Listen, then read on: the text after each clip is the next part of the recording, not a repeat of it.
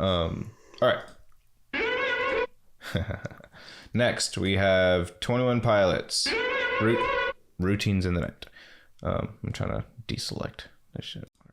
Walk the layout, routines in the night. Some doors have stay out, spray painted and white while all the world's asleep. I walk around instead through the memories, down the halls of my head. Walk the layout, routines in the night. Some doors have stay out, spray painted and white while all the world's asleep. I walk around instead through the memories, down the halls of my head. Here comes a new night, but I'll send it through. I'll probably jump on the next one. I'm testing the limits of what a mind can do. I'm keeping my eyelids up no matter what. And this like a good groove already. Yeah. Like a good vibe. Yeah. And it's kind of like your song. My song, which one? Paralysis? Okay, yeah, I guess. Oh, yeah, Routines in the Night. You're saying the concept wise. Yeah. Yeah. I was like musically, I didn't see that, but yeah, like definitely the concept. Beautiful, the space between a painful reminder and a terrible dream. I've been here before, and I've got time. I'll give you the tour, show you why I walk the layout, routines in the night. Some doors have stay out, spray painted and white while all the world's asleep. I walk around instead through the memories, down the halls of my head. Reoccurring keeps coming around, REM cycle, skip night, psycho trip. It's reassuring you keep coming around. It's tough to find good company. Reoccurring days blurring. I'm still learning what this is. What this is. What this is. Just keep me company. So beautiful. Him performing this live is actually really cool. He starts like under the stage, and they have like a bunch of red lights, like red vertical lights under the stage. So he's like rapping, like walking through that, and then he like comes out from the side and he's like walking through the crowd, like or like on the like from the like in between the stadium seating and like the pit. He's like walking on the like against the railing essentially, and just like singing to the crowd. He sits in a chair a little bit, but at a recent show that he did, he actually like they opened up the gates essentially, and he just went backwards walking into the pit. So like all the people that were there, he was just started like basically like pummeling his way through it, and everyone was like clearing the fuck out of the way, and he's literally surrounded by the fans. Like literally it was such a cool like video to see. Like everyone was like recording it on the screen where he's just like without hesitation, like if you're behind me, you get the fuck out of the way. But like everyone was just like surrounding him as he was like walking through. So it's like the amount of trust that he exhibited with his fans to like literally just walk right into the pit, and then while performing the song, I was like, that's so fucking sick. Like I feel like he has like the best fan base. Literally. How you say, I see a lot of people like that commented under it, and they explain like they're gonna break down the lyrics to these songs after the tour and stuff. Mm-hmm. So like people dig deep into their story or like their life, I guess. Yeah, for sure. Yeah, I didn't know it like that though. Yeah, I mean, I've been a fan for them for a long time, so that's what I actually just got a tattoo. So it's a dog chasing a rabbit, but it's a reference to Heavy Duty Soul. So it's one of their songs. So, that's your first tattoo? No, it's, oh yeah. I see it all the time. Man. I forget it. That's funny. But yeah, so I think it's really cool that he was able to do that at that show. So even more than that, he in another song he like pops up like in the nosebleeds essentially, like in a song like you think he's on stage and he like disappears, and he like pops up in the bleachers and the spotlight goes on him, and he takes off his mask and it's literally him. So he's standing there like amongst people who got like the cheapest tickets essentially, and he's sitting right in front of them like finishing the song. Like, oh, he's showing love. Yeah, he's showing mad love. Yeah, it's awesome. Yeah, because people in nosebleed don't get that. Yeah, that whole experience. Yeah, no, and it's like It seems like it's a similar position, but it's not like every single time. If you buy these tickets, they're going to be more expensive because you're sitting there. It's like he picks a different place or whatever, and he just goes there. I feel like usually on either like the right or left of the stage, it's probably easier access to get back and forth from the stage, like taking the back way.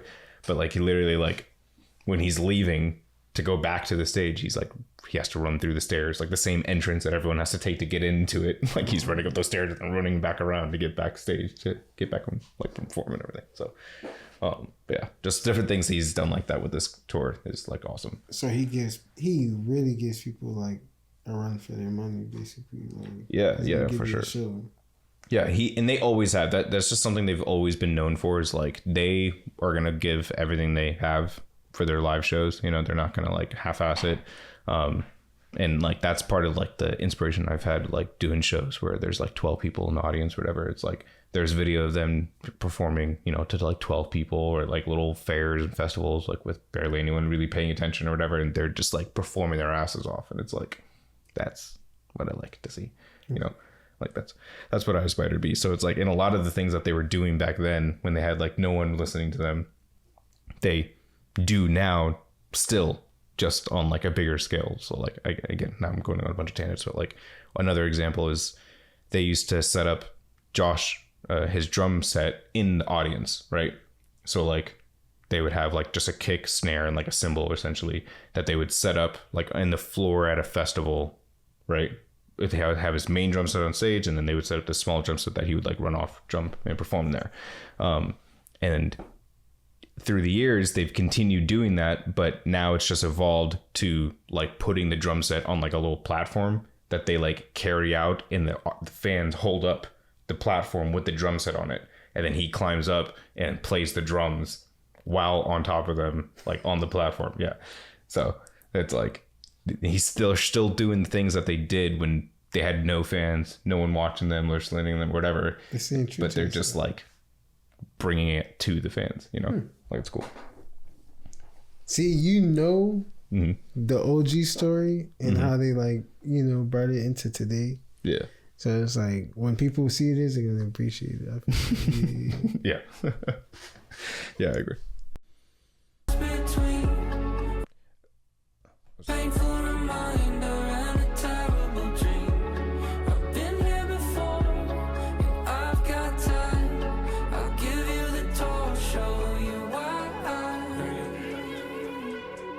I'll show you why.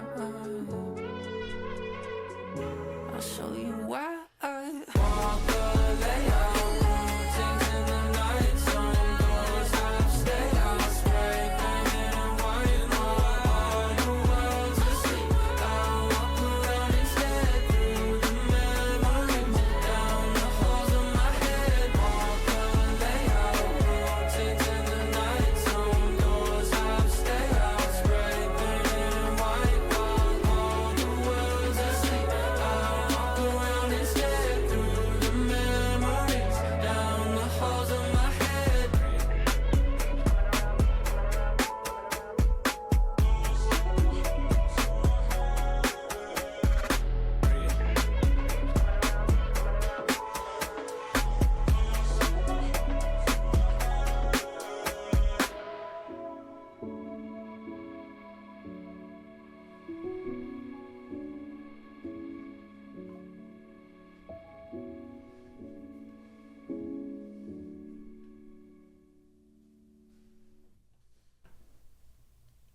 There you go. Yeah.